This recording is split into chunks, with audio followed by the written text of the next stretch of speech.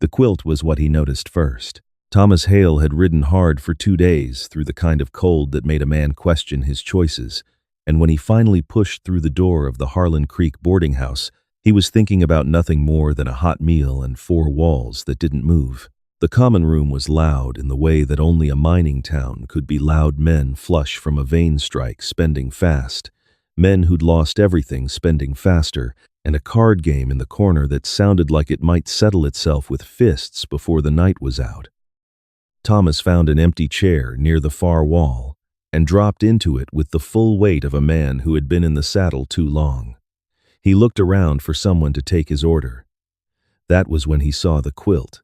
It was draped over the back of the chair across from him, folded with a precision that seemed out of place in the rough, sawdust-floored room. Even in the dim lantern light, he could see the pattern was extraordinary. A double wedding ring, pieced together from scraps of fabric so varied in color and texture that they should have clashed. They didn't. They sang. Whoever had made it had an eye for how things fit together, a quiet genius for finding harmony in unlikely places.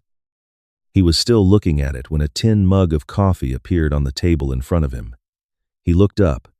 She was already moving away. He caught only an impression: young, slight, dark hair pinned up under a calico cap, moving through the crowded room the way a creek moves through stones. Not pushing, not asking for space, simply finding it. A man twice her size shifted his chair without knowing why, and she was past him and gone, back through the door that led to the kitchen, her arms already full of someone else's empty plates. Thomas picked up the mug. The coffee was not what he expected. It was not the scorched, thin brown water that passed for coffee at every way station from Denver to the Nevada line. This was dark and clean, with a faint sweetness that he could not account for, as though someone had thought carefully about what a man needed after a long, cold ride and had made it accordingly. He drank half of it before the young man working the room came to take his supper order. "Who made this coffee?" Thomas asked, setting the mug down. The boy blinked at him. "Ma'am?" he said, with the vague gesture of a person who has never been asked to think carefully about anything. "The coffee," Thomas said. "Who made it?" The boy glanced toward the kitchen door. "That'd be Miss Nora," he said, already backing away.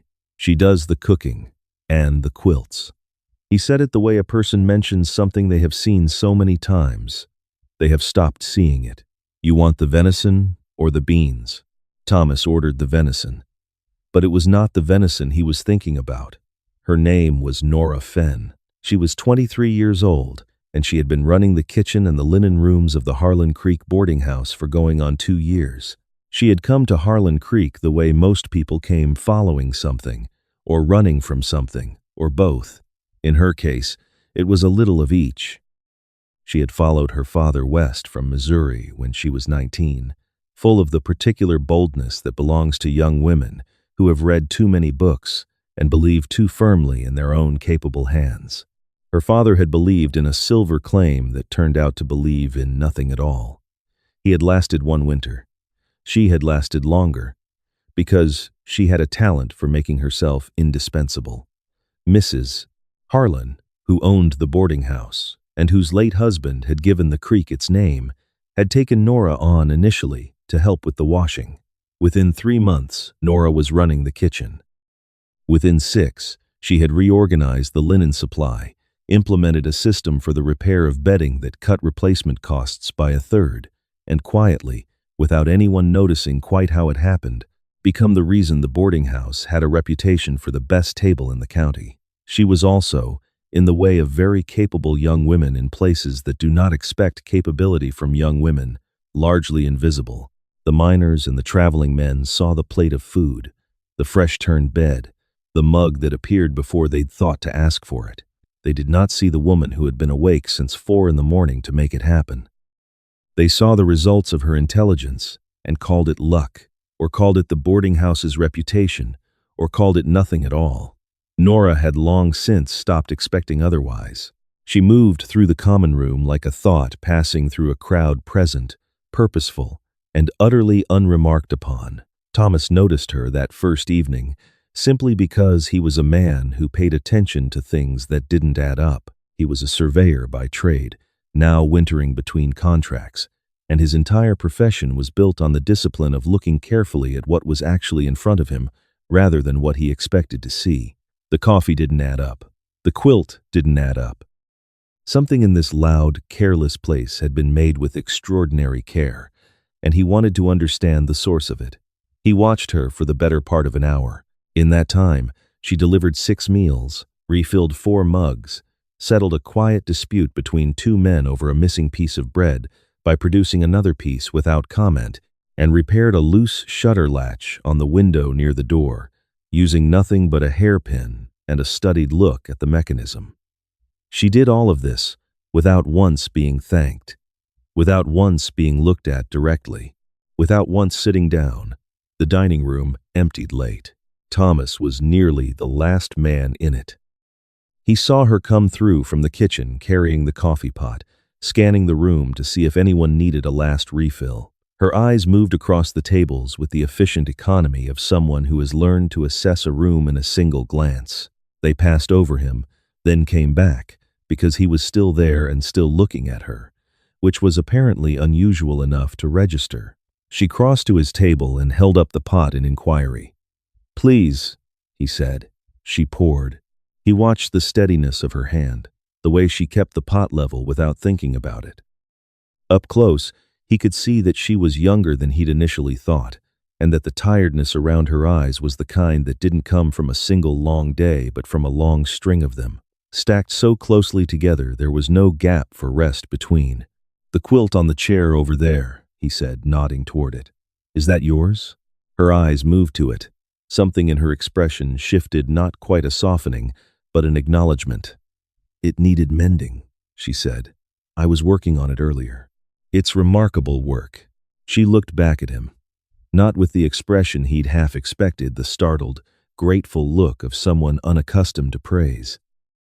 Instead, she studied him with a clear, measuring intelligence, as if she were assessing whether he was the kind of man who said things he meant or the kind who said things because he thought they were expected. She appeared to reach no definitive conclusion. "Thank you," she said, with a careful neutrality that told him nothing.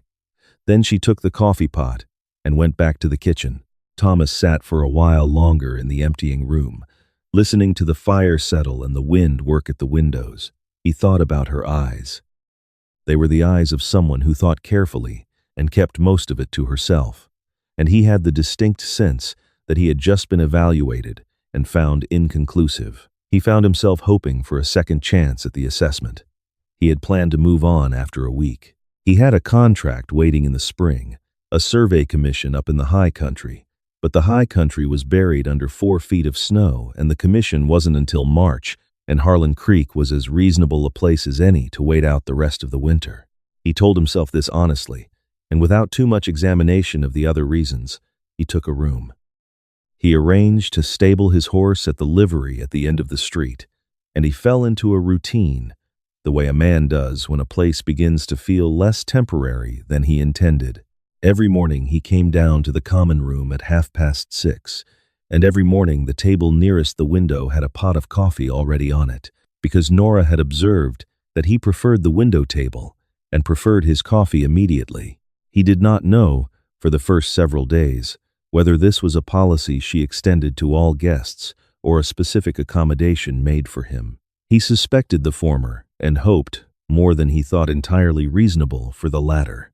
He began to find excuses to be useful.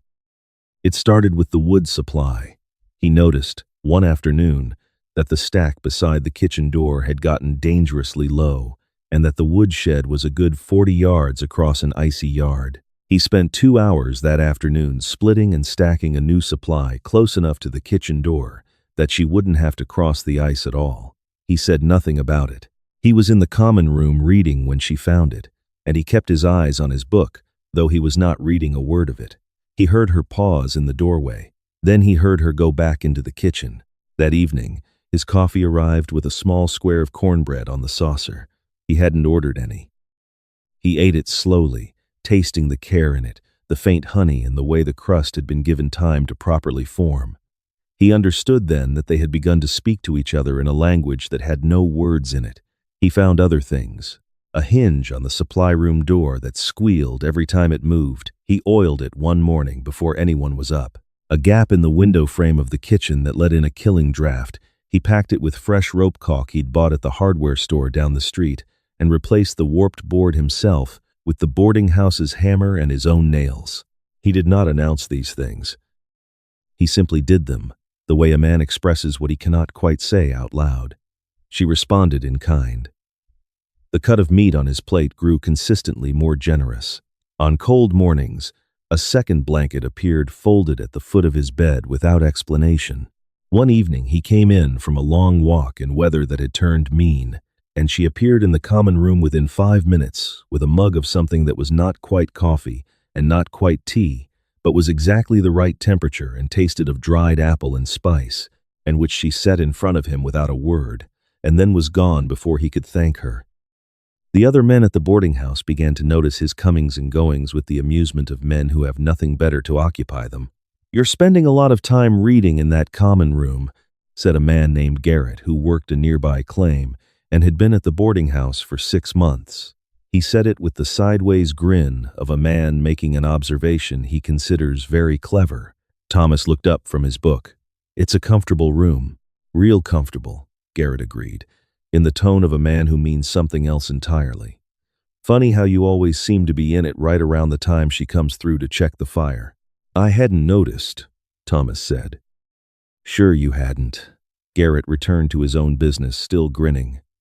"She's a sharp one, that Miss Nora. Doesn't miss a thing, I'll say that." Thomas went back to his book. He was, as before, reading none of it. The words stayed with him, though. She doesn't miss a thing.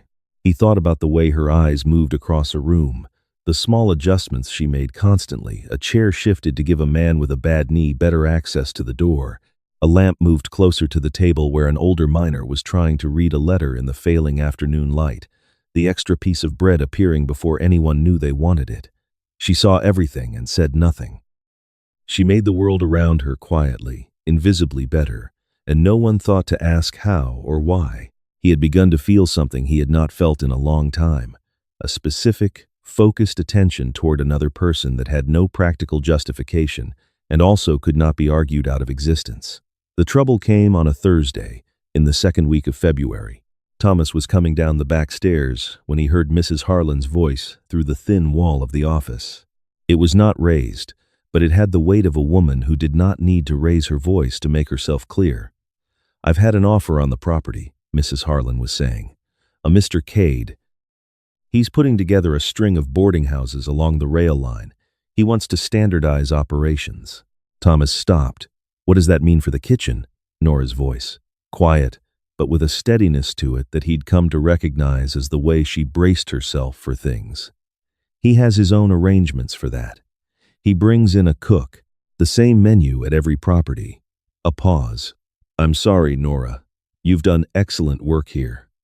I'll write you a fine letter of character." "I see," Nora said. Just that. In the same 2-syllable register of absolute, unprotesting acceptance that told him she had been in this position before, the position of being the last to know about decisions made about her life by people who had benefited enormously from her and thought a letter of character was an adequate exchange. "The sale closes in 4 weeks, Mrs. Harlan said. "You'll have through the end of March." Thomas walked the rest of the way down the stairs and out the front door into the cold without getting his coat, and stood on the porch in the February wind for a long time, working something through. He had spent his whole professional life taking the measure of land, understanding its grade, its contours, its potential, the places where water would run and where it wouldn't. He was good at it because he looked without assumptions. He looked at what was actually there, not what he'd been told to expect. He had looked at Nora Fenn for 3 weeks now, and he knew what he saw. He saw a woman whose intelligence and skill and care were making someone else's property valuable, and who was about to be disposed of when the property changed hands, and who would accept this with a quiet that devastated him because it meant she expected nothing different. He was done standing at a distance and watching. That evening he found her in the narrow hallway outside the linen room, working on a torn curtain by the light of a single lamp. The boarding house was quiet. The miners were in the common room. Mrs.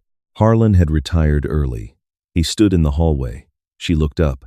"I heard," he said. She held his gaze for a moment, then looked back at her needle. "It's her property," she said. "She can sell it to who she likes." "That's not what I wanted to say." He moved closer, the hallway small enough that they were almost at arm's length, and he kept his voice low and even. "I've been looking at parcels out on the Garnet Road. There's a property, a farmhouse with a good well and a separate outbuilding that was used as a summer kitchen. The survey commission I have in March pays well." He stopped. The words he had prepared seemed suddenly insufficient for what he was actually trying to say. He started again. "I'm not a man who talks around things, Miss Fenn. What I'm saying is, I think you should have your own place, your own kitchen. I would like to help you do that, if you're willing." She had gone very still, the curtain in her hands. "I'm not offering charity," he said, because he thought she needed to hear that first. "I'm offering to put my name on a loan if you need one, and to spend every free hour I have between now and March making that outbuilding into something worth cooking in. That's all." She looked at him then, and he let her look, because she was the kind of person who needed to read a thing clearly before she decided what it was. "Why?" she said. It was a fair question. He thought about it with the honesty it deserved. "Because 3 weeks ago I drank a cup of coffee in that dining room, and I thought, whoever made this was paying attention, and I have not been able to stop thinking about it since." He kept his eyes on hers, or about her. The lamp between them made a small sound. The curtain slid from her hands onto her lap. She was quiet for long enough that he became very aware of his own heartbeat. "I have a quilting frame," she said at last. "My father made it. I'm not leaving it behind." He let out a breath that he had been holding since October, it felt like. "There's a room off the kitchen," he said. "Good light in the afternoons." For the first time, she smiled. Not the careful, professional curve of the lips he'd seen when she thanked a guest. A real smile, slow and genuine, and a little rueful. The smile of a woman who has been waiting a long time to be surprised in a good way and is not entirely sure she trusts it yet. "You'll have to give me until the end of March," she said. "I told Mrs. Harlan I'd stay through the sale." "I'll be here," Thomas said. He was. He spent every morning that March out on the Garnet Road, working on the outbuilding with his own hands. He rebuilt the chimney for the summer kitchen, relaid the floor, fitted new shelves along the south wall where the light came in warmest. He built a sturdy, wide work table with enough space to lay out an entire quilt. He hung the shelves level, because she was the kind of woman who would notice if they weren't, and he was the kind of man who could not abide doing a thing poorly when he could do it well. She came out twice to see the progress. The first time, she walked through the kitchen room in silence, her hand trailing along the new shelves, her eyes taking inventory. He watched her face the way a man watches a sky he's been reading all day, waiting for the weather to declare itself. She said, "The window should be higher, more airflow for summer cooking." He moved the window without argument, which he later understood had been a kind of test. The second time she came out, he had just finished hanging her quilting frame in the side room. She stood in the doorway for a long time and didn't say anything.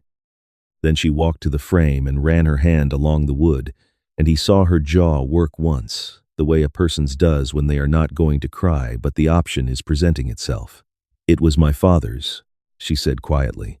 "I know," he said. She looked at him over her shoulder. "How did you know?" "Because you mentioned it," he said. "I was listening." She turned back to the frame. He could see the line of her shoulders, the particular set of them that meant she was thinking something through. "The Harlan sale closes Saturday," she said. "I know. I could be ready to move my things on Sunday.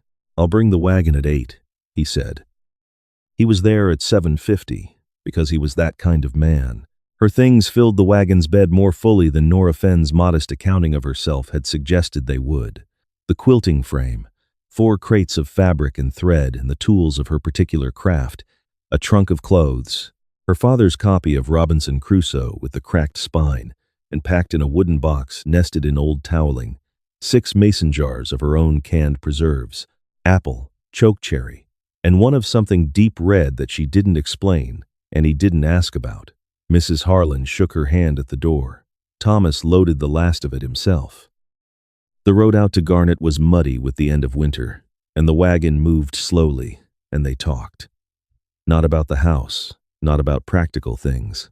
She told him about growing up in Missouri, about her mother who had died when Nora was 11, and who had taught her to piece a quilt before she taught her to read, so that she would know that making something beautiful was as serious a skill as letters.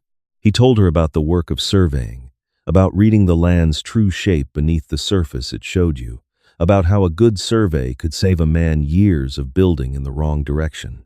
That sounds like most things, she said. How do you mean? Most mistakes come from not reading what's actually there, she said.